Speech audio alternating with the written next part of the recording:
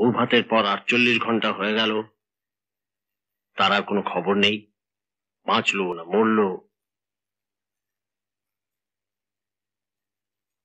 বাবু, কিরে তারা দাসের কোনো খবর পেলি? দেখা হলো? বাবু নেই। নেই? বৌদিমণি খিলখিলিয়ে হাসছিলেন, আর হাবুল দাদা বটি নিয়ে মুরগি ধরে কাটছিলেন।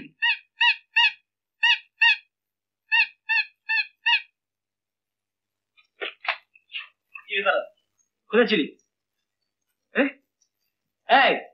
কি হয়েছে? কি সকাল থেকে কিছু খাসনি?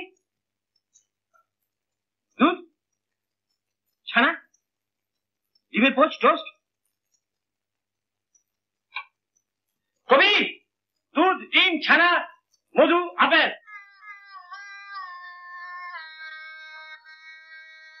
ফুল সহ্যের পর থেকে ছেলেটা বোধহয় আর আমাকে চিনতে চাইছে।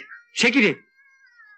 সকালে উঠলো, বারান্দা দিয়ে হেঁটে আমার কাছে এলো। তুই কিছু বললি না? কাছ থেকে দূরে, আরো দূরে চলে গেল। কোথায়? বাথরুম। বাথরুম থেকে বেরিয়ে হেঁটে আবার এলো, তাকালো না, চলে গেল। আর তোর বৌমা? তিনি উঠলেন 11টা 10, হেঁটে আমার পাশে এলেন। কিছু বললো? পাশ কাটিয়ে চলে গেল। কোথায়? বাথরুমে। তিনিও আর বেরোননি, আমিও আর অপেক্ষা করিনি, চলে এলাম। আর ফিরবি না? না।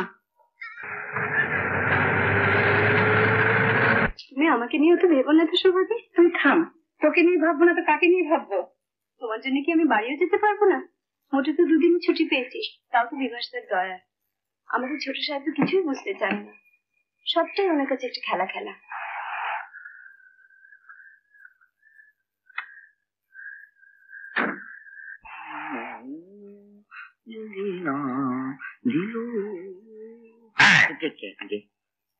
তারা দাস কোথায়?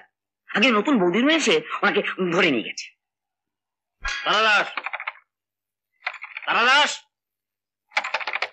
এই তারা দাস, তারা দাস। তুই আবার এলি কেন? তুই চলে যা, আমি এখন একদম বেরোতে পারবো না, পালা। তার মানে? আমার খাওয়া দাওয়া, বাইরে বেরোনো সব টাইম বাড়া, একটু এদিক ওদিক হবার উপায় নেই। বৌমা বকবে। বৌমা বকবে মানে? রাজু, তোর হাতে ধরি, পায়ে পড়ি, আর কেলেঙ্কারি বাড়াসনি বাবা। আচ্ছা, তুই আমাকে তোর বাড়ি থেকে তাড়িয়ে দিলি? ঠিক আছে, মনে থাকবে তারা দাস, এই দিনটা আমার মনে থাকবে। হারামজাদা, বুড়ো ভাম, হাসতে হাসতে আমাকে বাড়ি থেকে তাড়িয়ে দিলে। কোথায় থাকতো? আমার টাকায় গেঞ্জির ব্যবসা করে আজ আমাকে ইনসাল্ট করছে।